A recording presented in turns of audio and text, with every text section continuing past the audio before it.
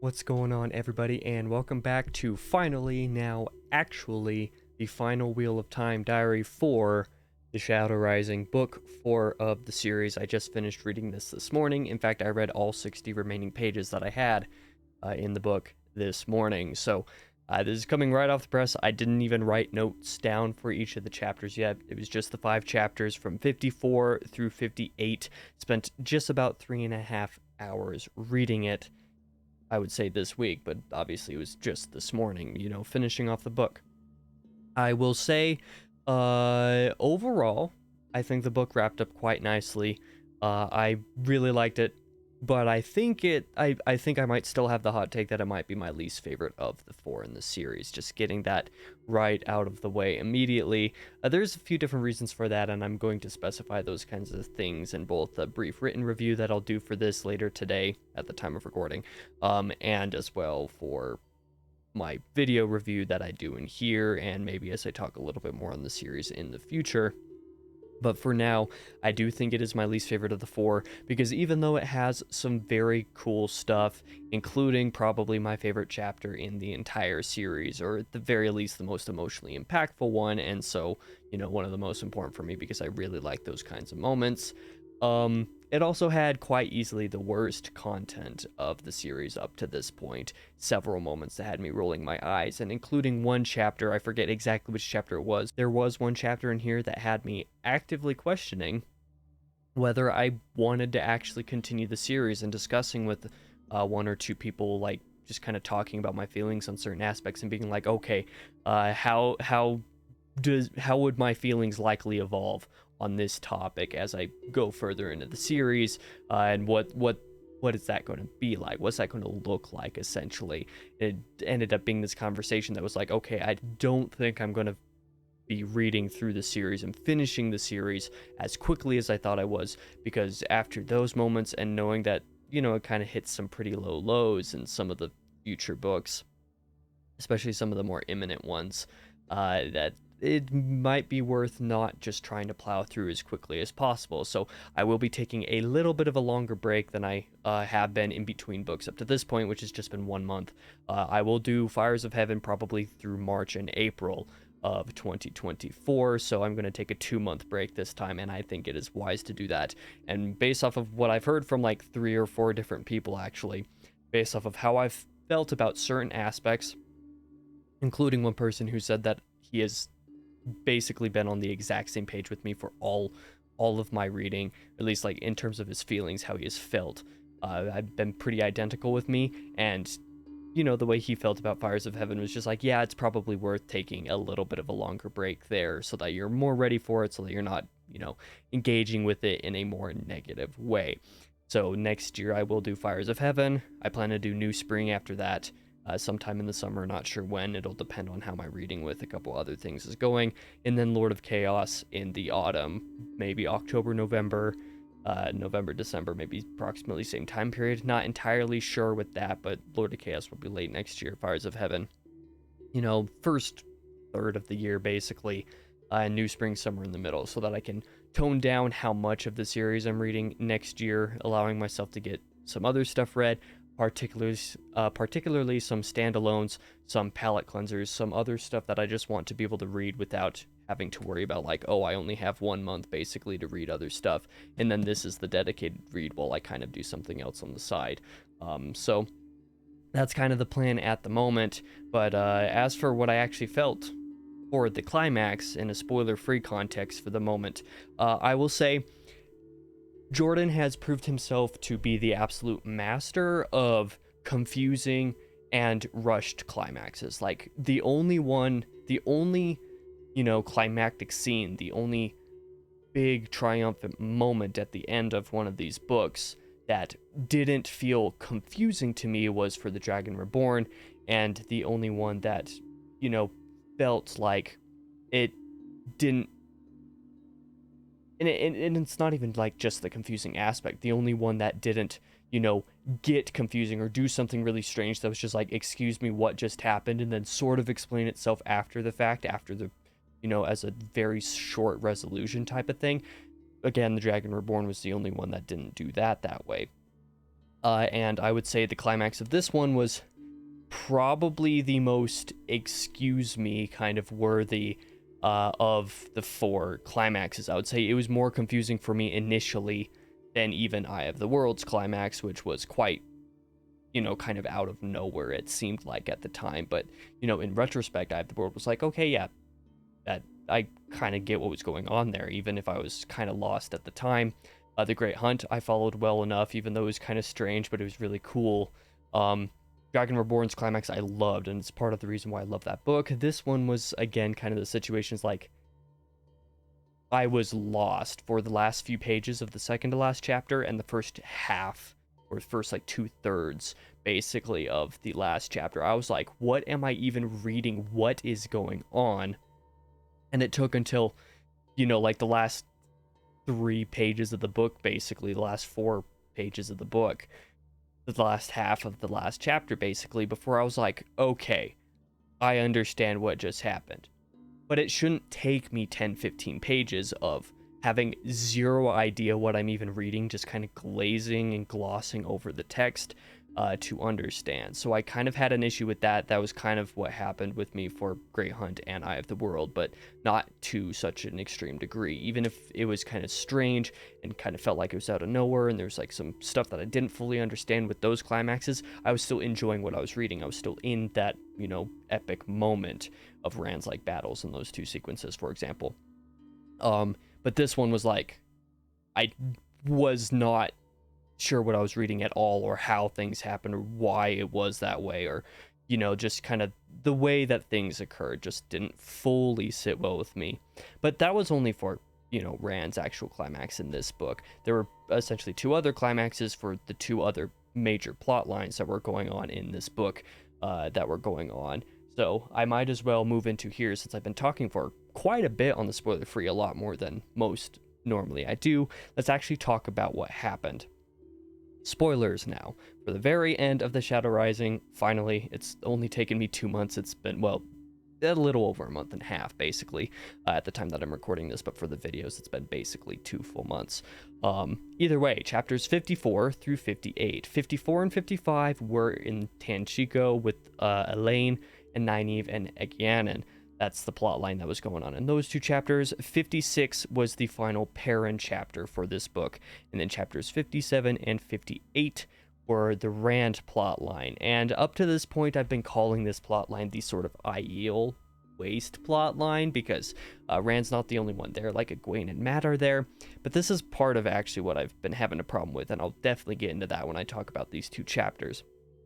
For now, I'm going to start off with the Tanchico plotline in chapters 54 and 55. There's some really cool stuff here with essentially Elaine and Egyanan and Nynaeve entering the Penarch's palace. I hope that's how that's pronounced, as the Penarch of Amathera. I think that's her name. The Penarch Amathera in Tanchico. So basically kind of like this leader, one of the leader figures in this city. The girls have essentially entered the palace so that they can find the Adam-like thing that could be used to restrain Rand and to control him, which we actually learn a little bit more lore-wise in chapter 54, the back half of chapter 54, that I thought was really cool. And also, to kind of try to disturb the power, I guess, that the Black Aja has in Tanchico. So how they did this was Elaine and Egyanan went and basically entered Amathera's quarters and rescued her from one of the Black Aja who had essentially been torturing her, forcing her to do the Black Aja's will, which of course is incredibly unsurprising. It is no surprise at all that this is kind of what was going down here, and they get her out of the palace so that she can kind of be away for a little bit while some of the Black Aja are being dealt with by the Penarch's personal guard and all that other stuff. So a little bit more behind the scenes stuff there, but that was what those 2 were doing, while Nynaeve went the other direction and went to get the Dom, the restraint for Rand. And while doing that, she came across the Forsaken. And what is her name? I'm not even going to try to pronounce her name just off of memory, especially since up until like this book I last few times her name has been mentioned, I kept on forgetting that like she's not, that she's not male, that she's not one of the male Forsaken, because the name is so similar to Moog from Elden Ring, so I just kind of interpret it as a male name for some reason.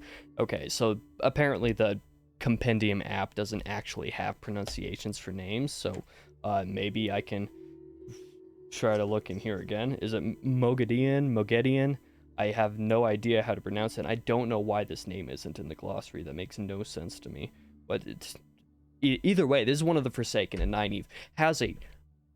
It was quite an engaging battle, actually. It's kind of like a duel with the power with Mogedian. I'm very sorry, this is going to sound terrible, but it's just how it is. Nynaeve has a sort of duel with the power with her, and this was really cool. It's like one of those, putting her over type of things that like you might, it's a term, I think that's how it's put. It's a wrestling term for using somebody with a lot of power, or somebody who's very well known as being like a powerful or strong individual, and allowing somebody who you don't really know their power as well to defeat that person, to really put in perspective the new person's power. This is kind of one of those ways that Jordan is proving that Nynaeve is like, when she's able to channel when she's angry, she's a very powerful Aes Sedai, or very capable of being very powerful. And this is kind of one of the ways to prove it, by using, one of the Forsaken, and specifically the way the Companion app puts her is the master of deceit and treachery, and is the supreme ruler in Tel'aran'rhiod, the world of dreams. So the fact that Nynaeve was able to have a duel and basically come out on top was kind of, it was a really cool scene. I really liked it. Even though I'm kind of questioning like how it was that there was kind of like this back and forth struggle where they were both like trying to still the other one, because apparently they have enough power to do that. But then when Nynaeve finally gets an upper hand and is able to encase and trap the Forsaken in this, in a weaving of air, so that she can't move or do anything, why Nynaeve couldn't just still her then? Like, is it something that they could only attempt to do with each other because they were currently weaving flows of magic? Or I really have no idea why she wasn't able to just still her right then and there. It seems kind of strange to me. I might need that mechanic, so to speak, of the magic explained to me, because I'm kind of confused by it. But there was some other cool stuff here as well, because obviously their battle, kind of made a stir, so all the Black Aja knew that something was going down. So some of the other Black Aja came down. Apparently they used a ter'angreal, like a rod that could cast balefire, which is kind of a terrifying concept. And some things went down, and I'm not entirely sure what things happened, but the Forsaken disappears.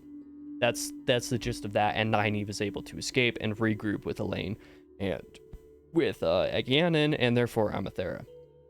They leave Amathera at one of the inns, I think, that they were staying at, so that she can just kind of like work as a serving girl, essentially, while she tries to get in contact with her guard to kind of upheave the Black Aja reigning in the palace. That's my understanding of how that went down. And then that's basically where that plot line ended. So there's some cool stuff there. Nynaeve now has or rather she gives the Adam to control Rand, which we learned isn't just a way of controlling, a male channeler the way that most Adam are used to control female channelers. It would actually form a bond so that the male channeler would eventually be able to control or, suggest for the person wearing the other end as well. So there's kind of a cool aspect there that I'm sure will maybe come back up later.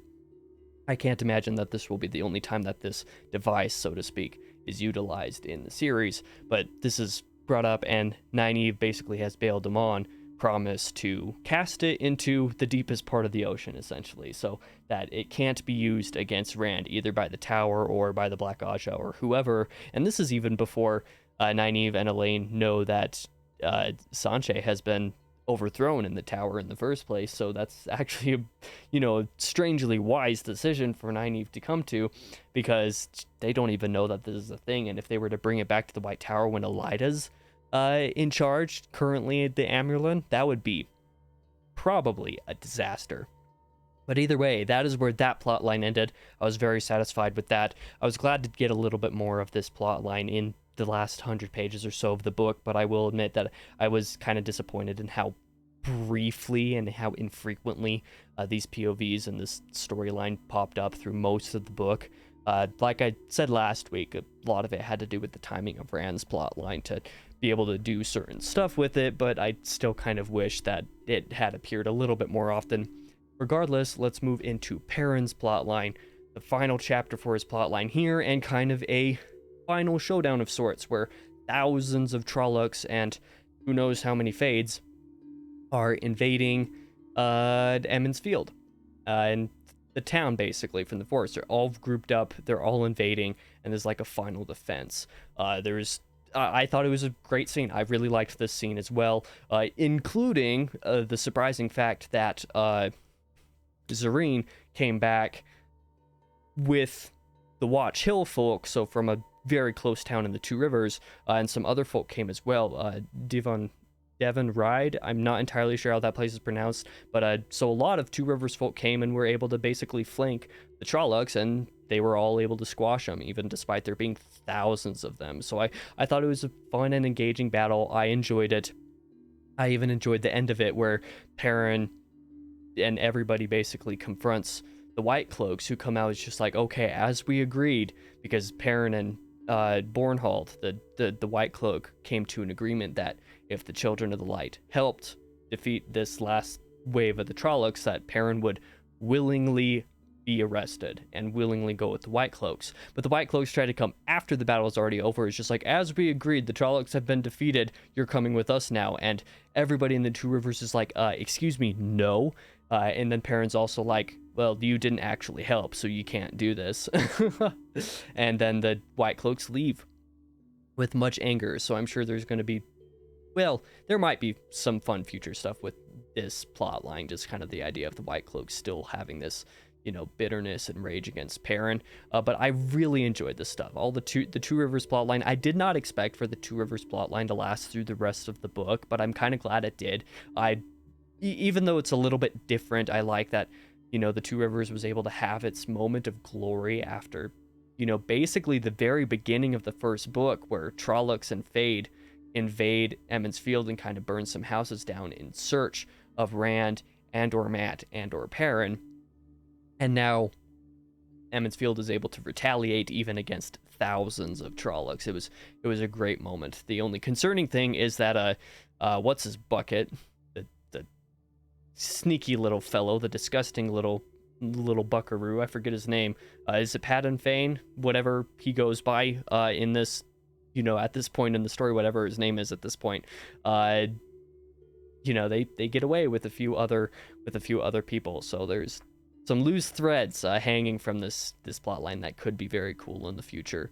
Might potentially be. I don't hear great things overall for this plotline through most of the rest of the series, so who knows how that will go down. But there's certainly some fun things left hanging for the moment. Again, I really enjoyed the scene. Even the sappiness between Perrin and Zareen at the very end, which was bordering on cringe, but overall was like, okay, this is acceptable. I kind of like that enough, but I overall really enjoyed everything that happened here.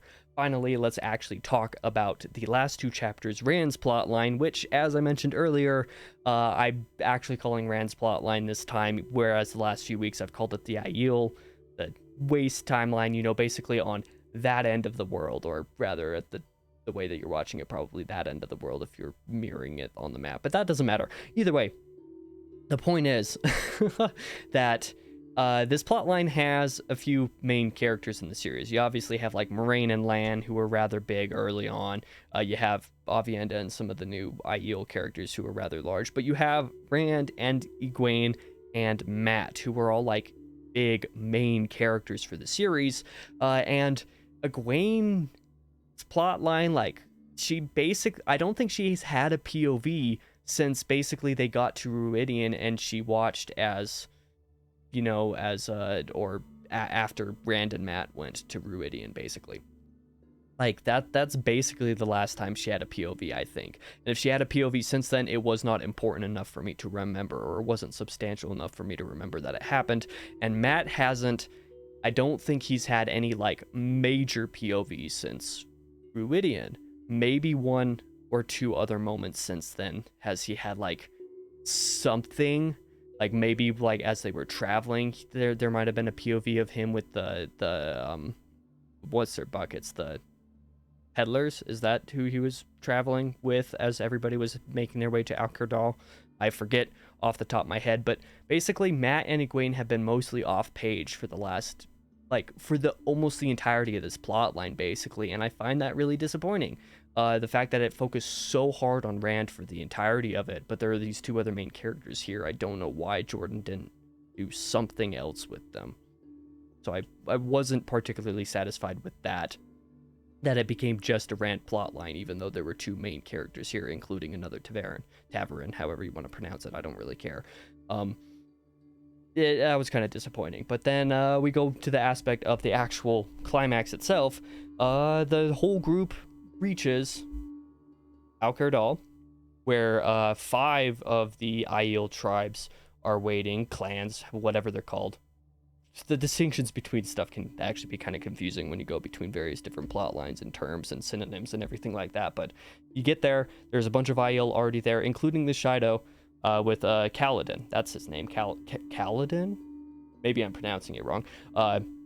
Who's kind of like the de facto leader of the group without actually being a clan chief officially, who got there just before Rand. And actually, I will say, to, kind of assuage some worries that people might have had on how I'd feel about this based off what I said last week, feeling like it was leading too much to something too similar to the Dragon Reborn's climax. I will say I was not expecting Kaladin's reveal that he also has dragon, the dragon marks that Rand has to, prove that like he who comes with the dawn. But I'm sure there's some shady stuff that's going on the backside of that we don't actually understand. But that was a twist I didn't see coming. That was rather fun. I liked the kind of argument and engagements that happen here between Kaladin's very insecure rage, trying to convince people that he's the one who comes with the dawn, and Rand's very calm and collected, like, no, I'm the one who does this. But the climax did get a little bit unwieldy and, out of my personal comfort zone, out of my personal taste.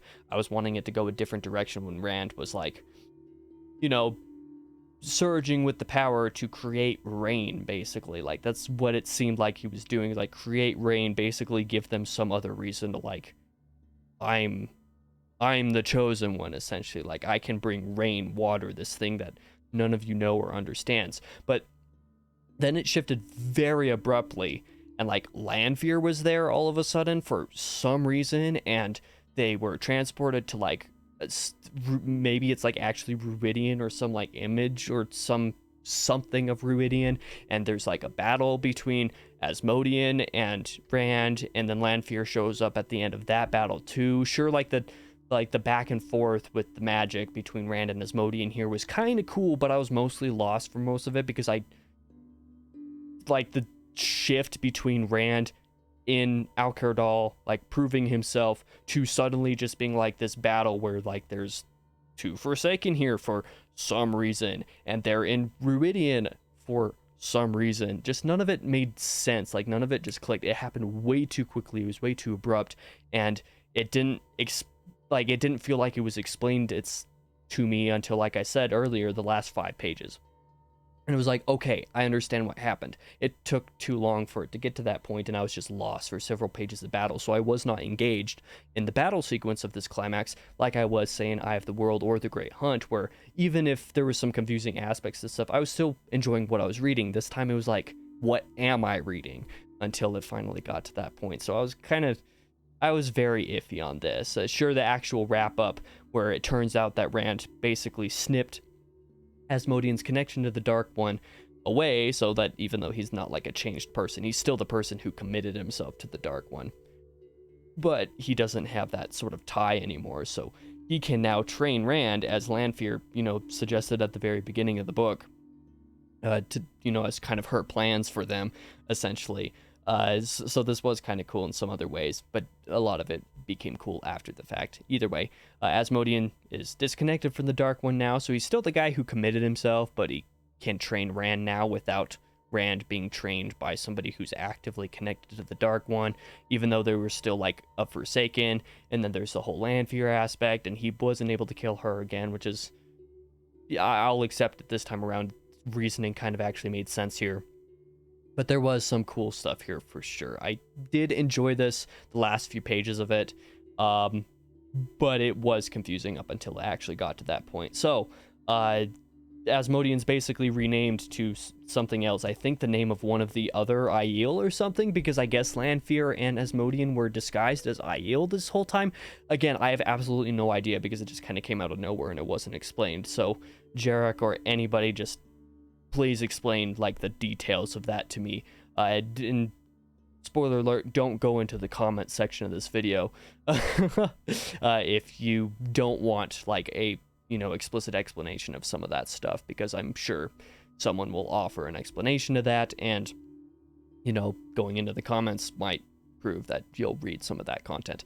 Either way, Rand returns to Al-Qardal through portals and doorways and whatever magic stuff, with Asmodean as this other person, basically.